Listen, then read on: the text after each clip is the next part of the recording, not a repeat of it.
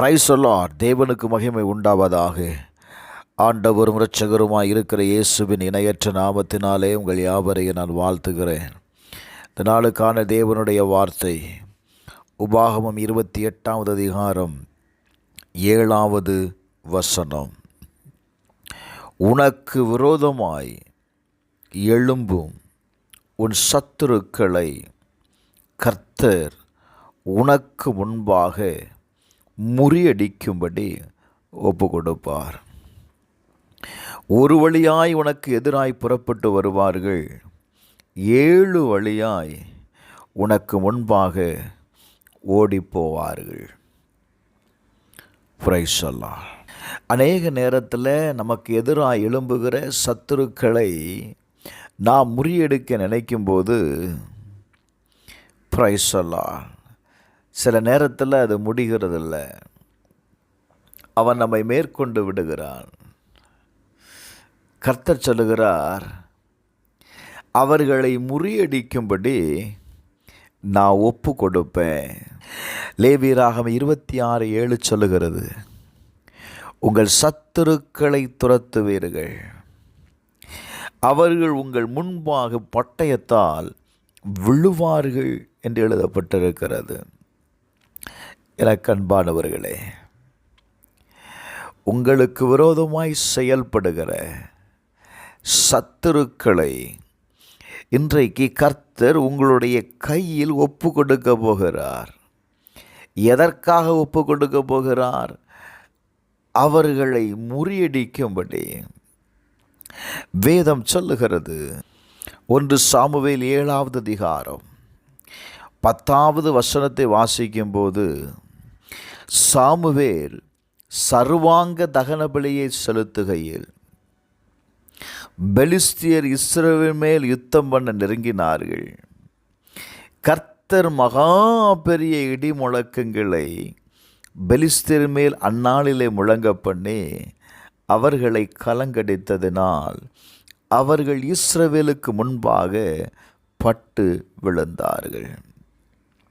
இந்த கால வேளையில் நீங்கள் தேவனுக்கு தகன பலியாய் ஒப்பு கொடுக்கும்போது கர்த்தர் ஒரு இடி முழக்கத்தை உண்டாக்குவார். அந்த முழக்கம் உங்களுக்கு விரோதமாய் எழும்பி வருகிற அந்த சத்துருக்களை அது என்ன செய்யுமா? அது கலங்க பண்ணும். எனக்கு அன்பானவர்களே, இந்த கால வேளையில் நீங்கள் கர்த்தரை துதிக்கும் பொழுது பிரைஸ் தி லார்ட், உனக்கு விரோதமாய் எழும்பி வருகிற பட்டயம் அது விழும். 2 நாளாகமம் 20வது அதிகாரம் 22வது வசனத்தை வாசித்து பாருங்கள். அவர்கள் பாடி துதி செய்ய தொடங்கின போது யூதாவுக்கு விரோதமாய் வந்து பதிவிருந்த அம்மோன் புத்திரரையும் மோவாபியரையும் சேயீர் மலதேசத்தாரையும் ஒருவருக்கு விரோதமாய் ஒருவரை கர்த்தர் எழுப்ப பண்ணினதினால் அவர்கள் என்ன செய்தார்கள்? வெட்டுண்டு விழுந்தார்கள்.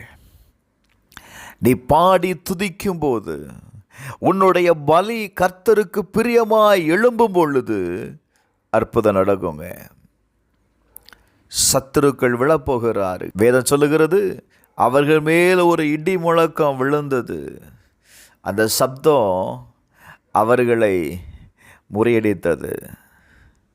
உனக்கு விரோதமாய் எழும்புகிறவர்களே ஒருவருக்கொருவர் என்ன செய்வார்கள்? வெட்டுண்டு விழுவார்கள். ஆனால் நீங்கள் செய்ய வேண்டியது என்ன தெரியுமா? கர்த்தருடைய நாமத்தை துதிக்க வேண்டும். துதி என்கிற ஆயுதத்தை நீ பயன்படுத்த ஆரம்பிக்கும் பொழுது உனக்கு விரோதமாய் எழும்புகிற சத்துருக்களை கர்த்தர் இன்றைக்கு உன் கையில் ஒப்பு கொடுக்க போகிறார். சத்துருக்களை பார்த்து மடங்கி கிடக்காதீர்கள். எழுந்திருந்து துதியின் ஆயுதத்தை எடுத்து கர்த்தரை துதிக்க ஆரம்பியுங்கள். கர்த்தருக்குண்டான மகிமையை செலுத்துங்கள். அவருக்கு உங்களுடைய பலி பிரியமாய் ஏறெடுக்கும் பொழுது நான் சொல்லுவேன், கட்டாயம் கர்த்தர் உங்களுக்கு முன்பாக இருக்கிற சத்துருக்களை வீழ்த்துவார். சங்கீதம் 89:23 வாசிக்கும்போது, அவன் சத்துருக்களை அவனுக்கு முன்பாக மடங்கடித்து அவனை பகைக்கிறவர்களை வெட்டுவேன் என்று சொல்லுகிறார். உனக்கு விரோதமாக எழும்புகிற சத்துருக்களை கர்த்தர் இன்னைக்கு மடங்கடிக்க போகிறார். ஹல்லேலூயா. கர்த்தருடைய வல்லமை இறங்குவதற்கு, உங்களுக்காய் யுத்தம் பண்ணுவதற்கு, உங்களுக்காய் செயல்படுவதற்கு தேவனுடைய சமூகத்தில் இன்றைக்கு தேவனை துதித்து பாருங்க. கர்த்தர் உங்களோடு கூட இருந்து யுத்தம் செய்வதை நீங்கள் காண்பீர்கள். செபிப்போமா.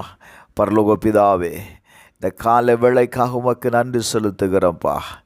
நீர் எங்களுக்காக யுத்தம் பண்ணுகிறவர்.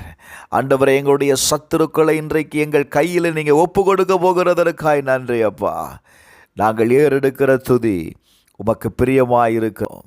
இயேசுவின் நாமத்தில் எங்களுடைய வாழ்க்கையில் இருக்கிற எல்லா கட்டுகளும் அவிழ்ந்து போவதாக இயேசுவின் நாமத்தினால அற்புதம் நடப்பதற்காய் ஸ்தோத்திரம்.